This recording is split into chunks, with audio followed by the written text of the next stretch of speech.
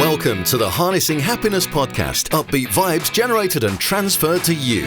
Well, hello and welcome. It's great to be back. Sarah J Naylor here, host of the Harnessing Happiness podcast. And I am absolutely thrilled as I bring Harnessing Happiness back after a short hiatus, just over a year of pressing pause for other projects and other things, that I have got the fabulous, the awesome, the wonderful Louise Budgen back as a guest, which is just, I'm absolutely thrilled. In fact, Louise is how this episode is happening, because she reached out to me and said, can I come on your podcast? I went, it's on pause. I went, oh no, let's redo it. It's exciting. And yes, absolutely. Can you tell I'm a little bit excited?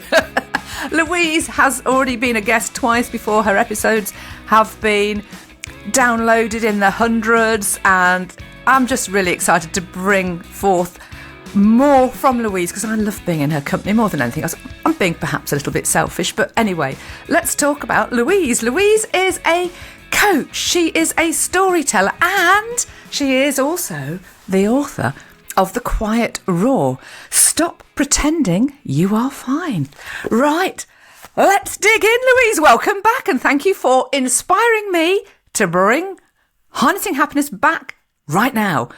Say hello to my awesome audience. Hello, and I can't tell you, I am also excited to be back in Sarah's world. So get ready for a conversation like no other, because when we start, we have a habit of flying off in lots of different exciting directions, but it all makes sense to us, so we hope it makes sense to you. But Louise, honestly, really welcome back, and I'm so excited. Your book is just awesome, and I can't wait for us to sort of dig into it. I suppose, really, we ought to start at the beginning, though. And, what inspired you to write the book? I mean, I know your story, but it's not for me to tell it. Can you share with everyone, where it all started? What I loved about reading your book myself, everything resonated with me, because it's all how I live my life anyway. But even though I live my life by your belief system and everything that you talk about, it's such a fantastic reminder, because you go, oh God, yes, I forgot about that. Oh yeah, there's a name for that. Oh, there's just so many points for anybody that's curious or even on the same path. So the book actually took 5 years from the first words being handwritten to me actually writing it, editing and publishing it. So 5 years is a long time, and it's not 5 years of writing, Sarah. It was 5 years of part one and part two dropped down to me in COVID, actually, when I was sitting at the oak tree one day, and I had just finished reading Big Magic by Elizabeth Gilbert, where she talks about creative energy and when that comes to honour it. And I thought, whoa, hold on a minute. I think I'm about to start writing my book. I've always known I was going to write a book, which I reckon there'll be lots of listeners and viewers that will think, I know I'm going to write a book. So I say, don't wait. Listen to your creative energy and let that creative start to flow. So I wrote quite a lot of words under the oak tree over 4 days, 30,000 actually. And wow. I had, by hand, I had wrist ache. I put it to one side because there was something guiding me to say, right, you've got that now in rough form. The next part of your book hasn't actually been written, because you've got to experience it. And that was the last 5 years. So it was only last year when a lovely friend of mine said, please finish your book, Louise. The world needs to hear what you've got to say on so many different topics, and lots of those topics weave through the book. I thought, I'm going to, because actually the last 5 years are my part 3. So The Quiet Roar is a journey that I take myself on and invite you to walk with me. Essentially, it is a walk back to truth across lots of different topics. You'd obviously done those 30,000 words when we met, because it was 2021, I think, that we met doing an online program. I have to say, I felt like I was in some sort of cyclone. I don't know. I didn't really quite understand what I was doing, but what I did gain from it was, obviously meeting yourself and so many other amazing people from across the globe, which has been part of my journey. But that was part of your journey, of course, as well, as you go into in the book. And of course, having met you earlier on, I knew when I was reading the book, I'm going, what about this bit? What about that bit? But, you as you said yourself, you needed to go on that journey to carry on with your experience of life. I mean, I know a big focus of the book is trusting your intuition. Well, in fact, you've got your 5 T's, haven't you? You've got trust, time, test, transitions, and truth, which is the truth of who we are and who we're meant to be, and digging into all of that, because I think we get, here we go. There's so much. And I know you are 100% with me on this, the noise, the narrative, the stuff that's out there that is trying to control us to be something that somebody else wants us to be, not actually who we are. And as you rightly say, our superpower is our intuition. It is knowing that. And that's what you talk about so beautifully in the book. And you hold the reader, rather than so many of these books that are do this, do that, follow my blueprint. It's not about a blueprint. You are your own blueprint. So I love how you hold the reader's hand and share your story as well. So, I mean, how much of your story would you like to share right now? Because it's pretty, you've been through it, haven't you, Louise? Let's face it. I've had a number of challenges, shall we say, and I believe, Sarah, now zooming out on my own life and obviously having written the book, they were all part of my story to be a book one day, so I could help other people who may have one of my challenges. They may have been challenged by illness. They may have been challenged by family relationships. They may have been challenged by a horrible car accident. They may have been challenged by never feeling like they were enough. There's so many different things we've through. Mm-hmm. And I really wanted people to realise it's not, this book is about me, but it's not about me. It's about you. It's about you owning who you are and your uniqueness and your brilliant, sparkly energy that you have underneath what can feel heavy in life. I sit here now and I am a completely different person, but nothing's actually essentially changed. I still live in the same house. I've got the same husband. I've got the same kids, la, la, la.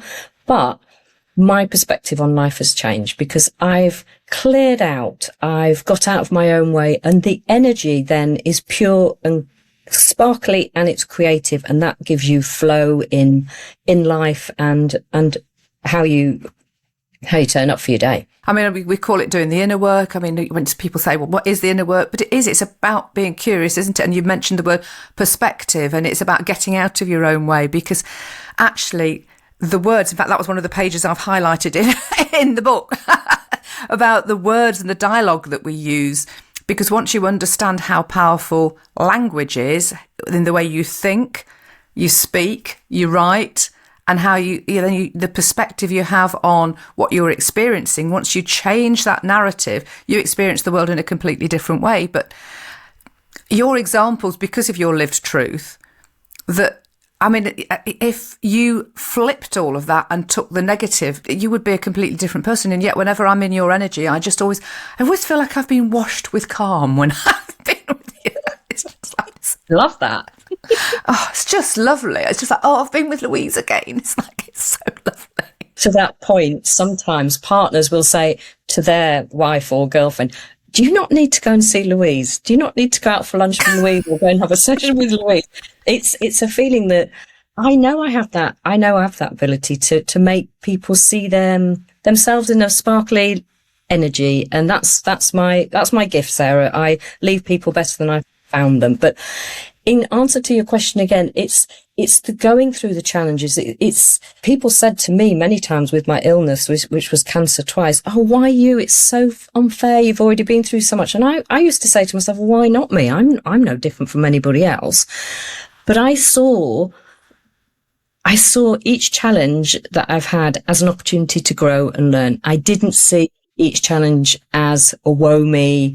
Oh my God. Language is so important when you talked about that a minute ago, because when I had cancer, I really threw myself into the research of how cancer comes to be and what I could do to help myself. And there are so many books, so many fabulous people that can help you research that. I was on a show yesterday, Cancer Active, Chris Woolham's Sunday show, and without him, I might not be here, because he speaks the common sense of cancer. So it's about becoming curious as a person that's been challenged, not to say, oh, well, nothing I can do. I'll probably be I'll probably be really unwell, then I'll probably die. No, I never ever thought that. But the biology, there's a fantastic book, Biology of Belief.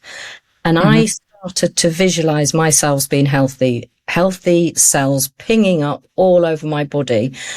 And I know I healed myself whole, Sarah. I know I did because of my mind, because everything starts in your mind. So people who say, you're amazing, Louise, you've got a bald head and you look like death, you look grey and no hair, no, nothing anywhere.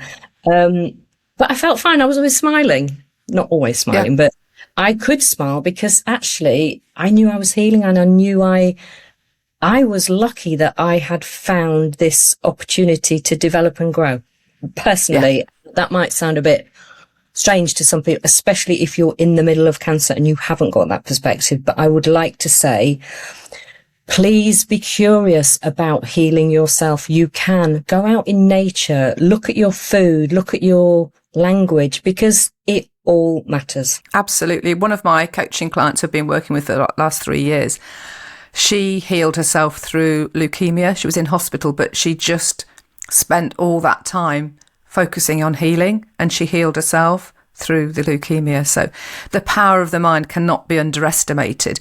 I mean, obviously in today's world, we have got an amazing amount of scientific knowledge, which obviously helps. And I know you've been through the system, and I know it's not something we're going to particularly dwell upon today, but a big part of that was your intuition in the knowing, the inner knowing, because you were tuned into your body, which again is really, really important. I mean, I had issues when I was pregnant and I knew I was fine, but I was going down the medical route for my son to have a blood transfusion while he was in the womb, which didn't actually happen. But all the time I felt within myself, I felt absolutely fine.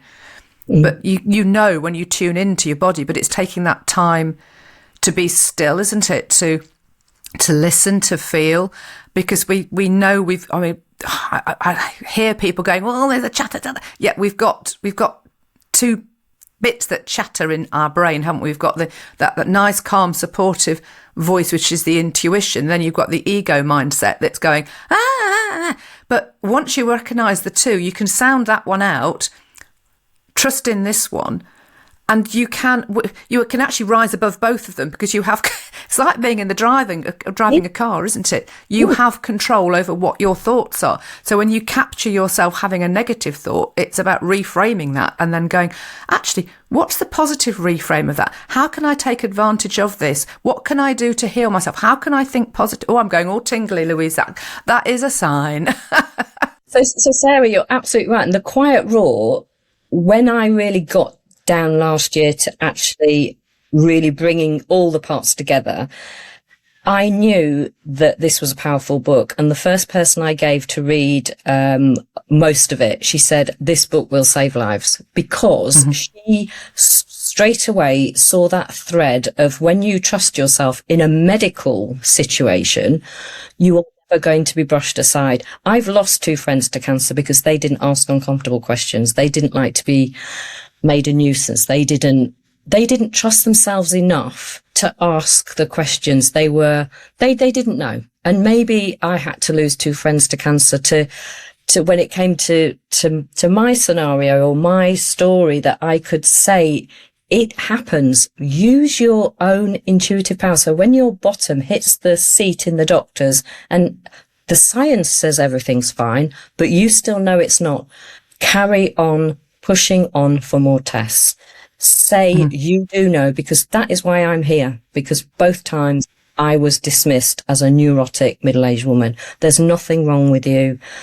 One doctor actually shook her hands above her head and said, for goodness sake, Louise, go and get on with your life. You haven't got cancer. I mean, yeah. We have to find our quiet roar, and that's why I call it quiet roar. It's not about being hysterical. It's not about shouting and blaming. It's just about owning what is coming through for you and saying, no, you have to listen to me. And that's one of the big, strong messages I want the book to come through with, because there is a lot of that still happening. No, well, unfortunately, it's this societal, patriarchal narrative that's come through mainstream media. And, you start to talk about how other people are responding, but they're a product of all of this narrative as well. And that's why everything has to come back to the self. You have to take responsibility for you. It's not anybody else's responsibility to how you feel, how you are, how you experience life, because it is all down to you. And it's about loving yourself as well. It's the power to love yourself. It's not being selfish. It's self-care at its highest. You've got to look after yourself, and you have to look after yourself first and foremost, because it's like they say, it's a stereotypical analogy, but when they're on an airline and they say, get your own air, oxygen on first, look after yourself first before you start to look after anybody else, because you can't operate on empty. You've got to be fueled up to be able to help anybody else. It's really interesting to say that, because in the book you see how I was completely on empty. Mm-hmm. And that's how the first part of the book, called Unravel, is. And I'm a very typical woman of a certain age, having raised a family, working, etc., and I really wanted to weave that in to show that it's not how we're supposed to live. It is not how we're supposed to live. Really isn't. We're not a human being, which is one of my favourites. We're a human being. So that's a really important part that I hope is left in the heart of the reader, that they think, hold on a minute, I am doing too much. Where am I looking after myself? Where am I just allowing some space to just have nothing in my diary? I have a friend, and she came over here and she showed me her diary, and I almost fainted. She had no space for anything, but she's changing now, so that's good. Life is short. We've got to not panic about life being short, but look after ourselves. Really look after us. It's interesting because I didn't know the full extent of your backstory, if you like. And I for somebody that spent 36 years in recruitment, I always find I like to hear all the pieces of the puzzle. I like to understand, why people are the way they are. I'm just, obviously, I like people. That's why I like coaching, as you do as well. But how busy you were, and then all of the house and doing all of that. I'm going, holy moly, and it resonated with me, because having spent, recruitment is a similar sort of sector to the one that you've been working in. You're busy, you're on it all the time, and it suits my personality, to be perfectly frank. I like that variety. I like that busyness. But then you start to have this dialogue. Oh, well, I'm busy doing. You have been conditioned by society to think that that's what success means. You've got to be busy, but it's not. It's about understanding yourself. I'm sitting here recording this in my lounge, looking out of the window, having moved 2.5 years ago, and I've got a front garden that just looks like a cottage garden. Don't live in a cottage, it's a 70s bungalow, but it's just, everything's just been allowed to grow, all the wild poppies and wild marigolds, and it's just beautiful. And it's just appreciating even the small stuff and looking at the detail and just enjoying the beauty of what is, and having those moments of stillness, because all the time we're busy, leaping from one thing to the next. You don't have that time to breathe. I was busy on Saturday because I did park run in the morning. Then we flew home, and then we flew down to the beach to have a high tide sea swim. Lovely. But, it was just lovely. Like just in the sea for half an hour, just sort of bobbing about. It's not really swimming. It's just sort of bobbing about and chatting. And it's just taking that time, isn't it, to be. And you were so busy. And I think that's when, was that the car accident that then happened as well? Yes, the car accident then happened, and I was diagnosed with... So from being, as I talk about myself in the book, as the queen of juggling, which I was, literally, people used to say, oh, give it to the queen of juggling, she'll find another ball to pick up and do that with.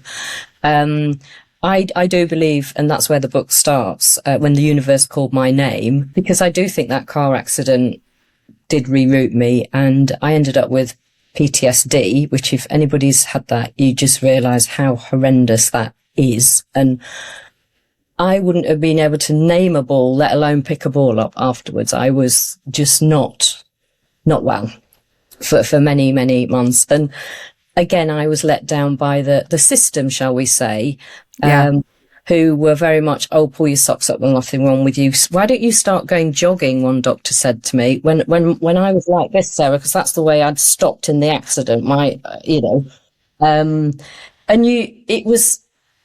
It was only through being honest and vulnerable with friends that I then met a beautiful psychotherapist who did the EMDR treatment with me. And literally on the first session, my shoulders came down here.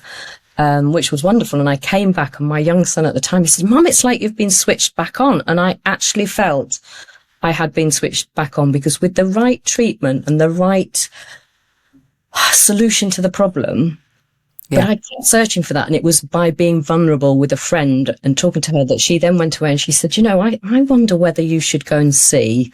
And that's how that started. So that holding it all together, Louise, and pretending she was fine, she could not do that any longer, because something was given to her the way she had to be vulnerable. She cried all the time. She watched TV all the time. She ate biscuits and drank tea all the time. That's not me. Again, I see that as part of my path. So it's about not being labelled by professionals or friends and family, oh, you just need a holiday, or it's understanding what you need. And I knew I needed something, because at the time the doctor just wanted to put me on antidepressants, and I'm not against antidepressants. I talk about that in the book. I have had a course of them after I had one of my kids. I knew it wasn't that, because I trusted what I knew.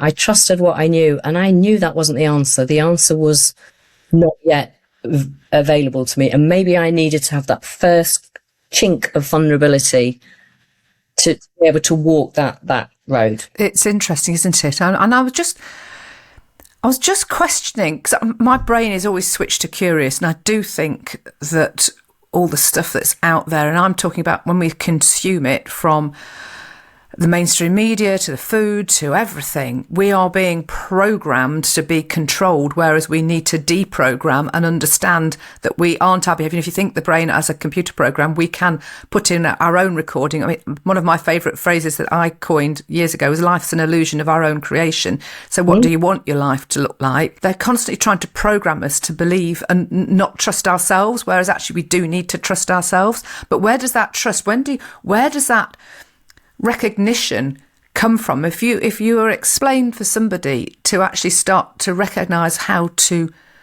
trust themselves, because I know that I think inherently throughout all of my life I've obviously had the right sort of parents and the right upbringing in terms of what I have learned. But then even as a child, I've recognised things, like as a 10-year-old, my mum saying, oh, I don't like tomatoes. And I'm thinking, I knew then that I didn't want to be influenced by mum's decision not to like tomatoes, because I knew that she was influencing me by her language. So I kind of knew that at about 8 years old, and I didn't want to stop enjoying tomatoes because mum was saying she didn't like eating tomatoes. Do you see what I'm saying? It's like, well, I kind of knew that already then, and I was always trusting my instinct. I always knew my own mind, and even if my own mind's taken me on journeys which could be like, that was interesting, but then that's the learning that you get, because when I got divorced 21 years ago, I then realised I got a second stab at life in this lifetime. And it's been, I can only just say 21 years of constant change, Louise. Exciting adventure. That's what I'd like to say. Yes, exactly. Trusting yourself is, and no matter your age, you can do this. Because if you want to learn how to harness happiness, let's say, you need to harness yourself, as in know that you can trust yourself. And it is almost like this is what you're here to master, because life is meant to be lived with happiness and love and kindness and fun and enjoyment. But unless you start to trust yourself, you will come so far away from yourself. You'll be the people pleaser. You'll be the party animal, or you'll be the person that everybody drains of energy. So I say, bring it back to yourself.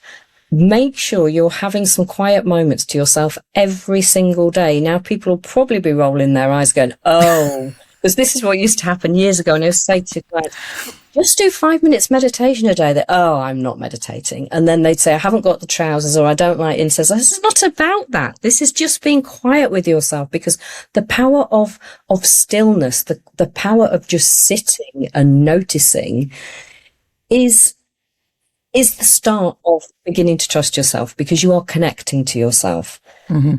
But if you can suddenly trust yourself without taking away the noise, without having these beautiful moments of realization in the moment with yourself, and it's not for anybody else's consumption, it's just for you, you're not going to do it. So get quiet first. I would say maybe pick up a pen and just say, the last time I trusted myself was, and you might realize it was actually quite a long time ago. And then you could explore that on the page. When was it I last distrusted myself? Just put the word trust on a page. Mm-hmm. So the 5 T's, the True Soul 5 T's are truth, because I believe, Sarah, everything starts with truth. We have to dig deep into our self. And that's the hardest thing for a lot of people to do. They don't like the truth, but the truth is there to help you to move forward and change things. So truth, trust, because if we can master trust by being quiet, maybe doing some tools like, walking in nature without a podcast, apart from this one, just spend time in silence. Don't pack your days out and your life out with everyone else's concerns. And I know that's hard, because if we've got family, we've got elderly parents, but you owe it to yourself to have this time for yourself in your lifetime. You're a unique being. You need this. It's almost like a super boost of energy you give to yourself that doesn't have any sugar in it. Do you know what I mean? And it's about exploring, being curious about yourself. I believe we were all born for a very particular reason. I believe I am aligned with the first part of my bigger reason is to get this book out, to share this book with as many people as possible, to help them help themselves, stop pretending and start living with truth and realize. So the third of the T's is time. So I'm never going to say to anybody, oh, you can, sign up to my program. I can teach you trust in 6 weeks. It's not about that, because we're all so unique. We're all so beautifully human. Exactly. We'll come to this, how you're supposed to come to it. So give yourself time, be patient. The P word, pause, have patience, be available for going backwards as you move forwards. It's all that is what will happen. And then the tests will come. So you'll think you've I'm quite connected now to myself, and I'm trusting myself, and I made it. I didn't self-doubt, and things start to flow, and then you'll be tested, because that's part of the journey. And it's when you see the tests, as I do now, I go, oh, yeah, okay, fine, okay, I can learn from this. And the transitions as well, Sarah, when you're transitioning, in a period of transition, that can feel uncomfortable, because people around you are seeing that you are changing. They're not sure why you're changing, but you're changing, but you aren't necessarily available for everything in the same way you used to be. So transitions can be tricky, as can tests. The 5 T's would definitely help anybody looking to really start to trust themselves and live. I was asked yesterday on this show about cancer, what's cancer taught you the most? And I said happiness. I said, I'm really, really happy now. And I see cancer as part of my journey to happiness, because I got out of my own way and I did the emotional, the physical, the mental and the spiritual upgrades. So, yeah. That you've just mentioned there is really important. It's that gratitude and that appreciation for what you've actually gone through. So rather than going, oh, and moaning about things, as you hear so many people do when they're in victim mode, and they say, oh, well, I've tried this and I've done that and it's not working and it's so-and-so's fault, or what have you. Until you come back to the self, until you start to take ownership for, okay, well, what could I do differently? And this isn't about what other people think that you should be doing or telling you what you should be doing, because you know you, they don't know you. They might think that they know you, and they might think they know what's best for you, but trust me, they don't. And there's an awful lot of narcissists out there that think that they can tell you what to do as well. And that's why I see it all with all the societal and patriarchal pressure, because it's all very narcissistic led, and they are very dominating people. Anyway, so I'm going off at a tangent. We knew we'd do that, but I wanted to come back to what you were saying with all of that, bringing that back to where I was 3 years ago, when I had to, well, my now husband and I, we were trying to sell our house, because I'd met him 6 years ago and he was in the process of buying a house. I'd got a house and we decided we wanted to relocate to the coast. And I won't go into the story, but got a rental property in South Wales that I was trying to sell as well, to try and just find the money so that we could move and relocate. So we'd got all going on with the conveyancing, and it's just going on forever and ever and ever. And then I was having to put my recruitment business into voluntary liquidation because it hadn't survived Brexit, COVID and the economy. And then at the same time, my son and I became estranged, and we haven't now spoken for 3.5 years, but all of that was happening at the same time. So that's those tests, those challenges. I mean, all of those things independently, I'd be able to handle, or I could have handled, because I've always believed everything's working out wonderfully and taken that mantra. But suddenly, everything, I felt like I was ambushed, Louise, everything at the same time. It felt like every single exit point wasn't just blocked up, it was cemented in. It broke me and it just broke me to the point I was banging my head against the garage door. Gareth thought I was kicking it, but I was banging my head against it, ended up with a big bruise. Then he had to stop me banging my head against the corner of a door. I felt I needed to be cracked open to be able to surrender to what was unfolding for me. But you're absolutely right, Sarah. So I'm sorry to hear that you physically did that, but that's extreme, isn't it? You see, you wouldn't think it of me, would you? You wouldn't think it would get. I'm a strong person. But that's how life has a habit of, it takes you to extremes, so you can learn, because you needed to move on, didn't you? I did, and it was about letting go of the stuff that no longer served me, and there was an awful amount of healing. I mean, and we can touch on this as well, because I know you've explored lots of other things, healing wise, which we've touched upon when we've spoken before, and in your book. It's not one size fits all. There are so many holistic methodologies out there, and as you explore and you dig further into the spiritual side of things. I mean, I've done all sorts, from Reiki to EFT to shamanic stuff and I've done lots of journey work and lots of, I've done meditation, I've done all sorts of things. On page 126, it's surrender. Surrender isn't about giving up. It's about trusting the path your soul already knows. And that's the truth of it, isn't it? Because we are all here having a journey, and the journey is about learning what we wanted. I believe we choose the lifetime we come into to have the lessons we need to learn, because we want to evolve and vibrate on a different sort of frequency, if you like. And the more aware you become, the higher it becomes up. And as you guys talked about the transition, there will be people that fall out of your life. But as they fall out of your life, then that gives a vacancy for other people to come in and other opportunities to come in. And there's so much shifting, different parts, components moving. That is a beautiful way of, we are not here to control all those different components on those different, and that can be a big mistake of a lot of people. And when you realise that actually, perhaps if you've been the energy behind a relationship, or you always feel you're the one that does everything, if you can sit back and really look at the truth of that relationship, maybe that isn't somebody that is supposed to travel on with you, but they're only travelling on with you until you've mastered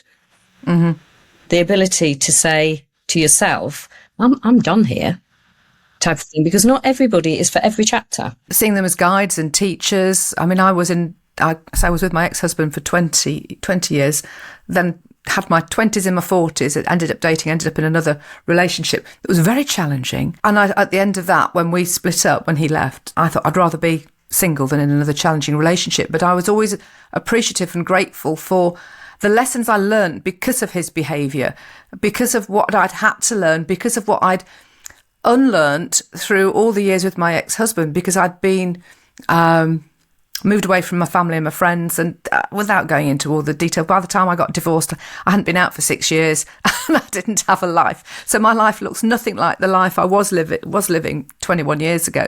And this is what I'm saying. It's all, echoes. When I was reading your book, there's so many sort of parallels. There's differences, obviously, because we're different people.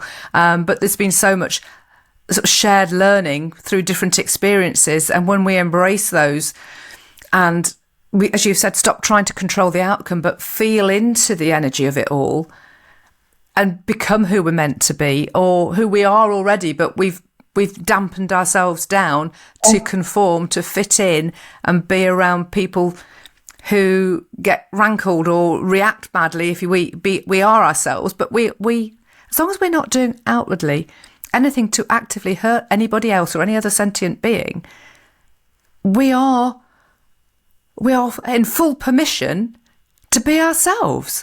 True Soul is my brand, Sarah, as you know, and I believe that when you can operate daily with love, happiness and kindness from your true soul self, life is, I want to use the word sparkles because I love the word sparkles. It's sparkly because you see everything through a lens that wasn't available to you before. But you can't do that if you're still pretending you're fine when you're not. You can maybe get a glimpse every now and again, but if you really clean the lenses of your life, your glasses, and you notice you notice everything. You notice I'm looking out for that. I've got so many flowers out there, beautiful flowers. You notice the cloud formation. You just notice everything every day. And you don't say, oh, it's raining again, because actually you appreciate the rain. And I've not changed massively. I just appreciate things at a much deeper level. And I am grateful for every single day that I can appreciate relationships, nature, business opportunity, everything. I just appreciate at a deeper level. It's beautiful because it gives back to me a feeling of excitement and joy and love. And that's what we're here for as a human being. I was too much a human doing, and it nearly killed me. And my trust in my own knowing, finding the cancer on both occasions and pushing quietly, quiet rule, to be heard was always going to be part of my path, so I could share in a book, in a page turner apparently, of why I don't want another woman to have to go through that. No, exactly. And I absolutely agree with you. I think everybody would benefit from reading your book. I really do, because it's honest, it's true, it's authentic. And in this crazy world of AI and all this sort of sloppy salad stuff that's out there, and different people trying to tell you to be this, and all the control, that it all comes back to the self. And if everybody starts to come back to themselves, the collective can push against that sort of 0. Whatever it is, 1% that are trying to control, because they don't have permission over our free will. Nobody has permission over our free will. And once you understand that, and once you recognise that, like you said, and you trust your instinct and your intuition, which is your superpower, you can stand firm in yourself. It's not to be pushed around. It's not to be influenced. It's, we can take things. I mean, I've been to a really fantastic business event this last week, and there was so much there that I was able to take away. But, you don't take away everything from what somebody says. There are certain things that resonate, and it's recognising those bits and that resonate. You go, oh, that's interesting. I'm curious about that. Let's learn a little bit more. Let's press into that. But it's not about trying to do everything all of the time. It's distilling all of that. Because I did come back, I'll be honest as well, a little bit overwhelmed. I'm going, because I still am a person who has far too many tabs open, Louise. But I am. You were into a test situation, weren't you? Because suddenly you were in this overwhelm, and then you probably thought, should I be doing this? Should I be doing that? So you're really testing your own truth now with yourself. Is, do I need that? Should I listen to that? That didn't resonate. So yeah, you're being tested before you transition into what Sarah is moving towards. I mean, we are. And if we are open and we are curious about that and we are exploring stuff, opportunities present themselves. I mean, if I go back to, when we first met, and it was sharing a photograph of me wearing latex in one of your a Facebook group that you had, just because there was an opportunity. I think it was to do with purple, and here we are anyway. And because of that prompted me then to open up an Instagram account, which has now got like 60,000 followers or thereabouts, and has opened so many more doors because I've stepped into the truth of who I am, as somebody who likes shiny things as well as glittery things and silvery things. Imagine if you hadn't stepped into that and done that first photograph, which was a big thing at the time, I do remember. You wouldn't be your true self, and you would be half showing up as Sarah and half hiding Lucy Latex. So, yeah, be yourself. Always be yourself, because everyone else is taken. And this book, through the raw experiences and honesty of parts of my life, it's not by all means the whole of my life. A friend did say, I was surprised you didn't put A, B and C. And I'm like, how long a book was I supposed to write? Because there were the things I couldn't put. I'm like, oh, it's not a full, a full life history of Louise Budgen.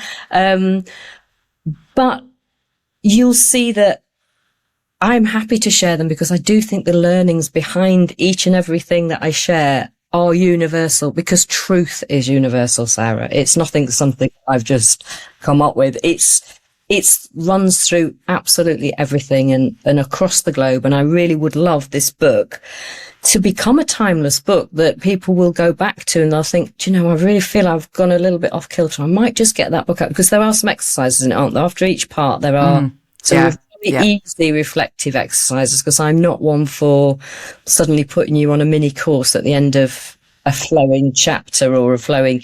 These are just opportunities for you to drop into yourself. Think while you're with me on the journey, how does that relate? And you can also just use it and divinate as well. You can just literally open the book and find a page. I mean, the first thing that I opened when I went, so I was just reflecting back through a few things. We are wise women, we have always been. As souls, we carry an ancient connection to our bodies, a connection that is both powerful and mysterious, yet to be deciphered by science. While science has its place, patients should never dismiss their powerful intuition. Always ensure it is switched on and listened to. And that was the first thing when I used the book this morning to divinate, and I went, that is so powerful. So this book, this fabulous book by Louise, which I'm going to get Gareth to read as well. It's been on his pile. I had to pull it away from his pile this morning. I think men would be interested in reading it as well. If I could just share, at the very last minute, it was for every soul who knows there's more to their story. And marketing perspective, I changed it to woman.